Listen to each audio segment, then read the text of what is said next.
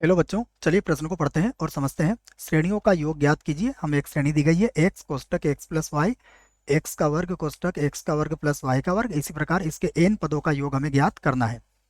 प्रश्न को हल करने से पहले हम प्रश्न के लिए मुख्य अवधारणा लिखेंगे। तो प्रश्न के लिए मुख्य अवधारणा जिसकी सहायता से इस प्रश्न को हल किया जाएगा। मुख्य अवधारणा में देखिएगा आप, सबसे पहले हम गुणोत्तर श्रेणी के एन पदों के योगफल का सूत्र लिखेंगे। एस एन बराबर ये होता है ए कोष्टक आर की घात एन माइनस एक बटा आर माइनस एक। याद रखें, यहाँ आर का मान कभी भी एक के बराबर नहीं होगा। तो इस सूत्र का प्रयोग हम यहाँ पर करेंगे। अब हमें जो श्रेणी दी गई है, देखिए हमें जो श्रेणी दी गई है उसे मैं लिख लेता हूँ। तो श्रेणी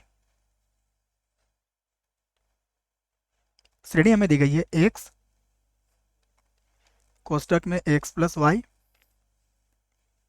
प्लस एक्स का वर्ग, फिर कोष्टक में एक्स का वर्ग प्लस वाई का वर्ग, और इसी प्रकार इसके आगे के पद दिए गए और कितने पदों तक योगफल ज्ञात करना है, एन पदों तक।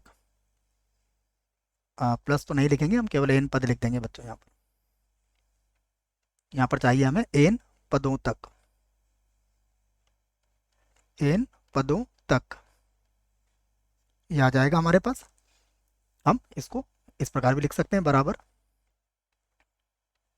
अगर हम इसको अंदर गुणा कर दें, देखो तो ये हो जाएगा एक्स का वर्ग, यहाँ गुणा करेंगे तो ये हो जाएगा एक्स की घात 4, आगे अगर गुणा करेंगे तो ये हो जाएगा एक्स की घात 6, और इसमें हो जाएंगे एन पद।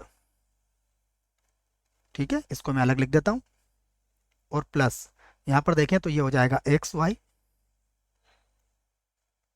प्लस ये हो जाएगा एक्स का वर्ग वाई का वर्ग प्लस ये हो जाएगा एक्स की घात 3 वाई की घात 3।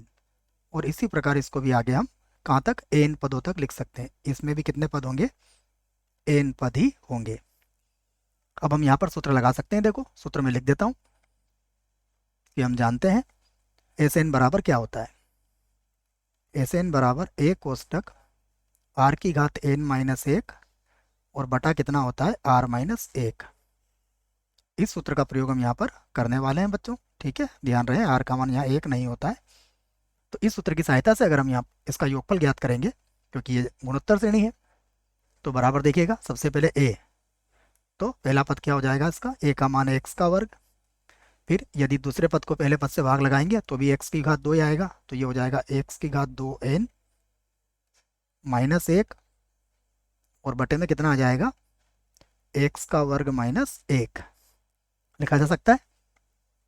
उसके बाद प्लस, अगर इसके प्रथम पद की बात करें तो इसका प्रथम पद है एक्स वाई।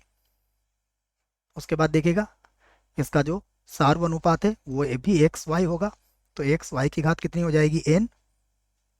एक्स वाई की घात हो जाएगी यहाँ पर एन। ठीक है, और उसके बाद माइनस एक, और पूरे के बटे में कितना आ जाएगा, एक्स वाई माइनस एक। तो ये हमारे पास हमारा उत्तर आ चुका है। हम चाहें तो इसको, नहीं बच्चों यही हमारा उत्तर है, क्योंकि आगे हल करने की इसमें कोई आवश्यकता नहीं है। तो ये हमारे प्रश्न का क्या होगा, उत्तर होगा। आशा करता हूँ प्रश्न का उत्तर समझ में आया होगा। धन्यवाद।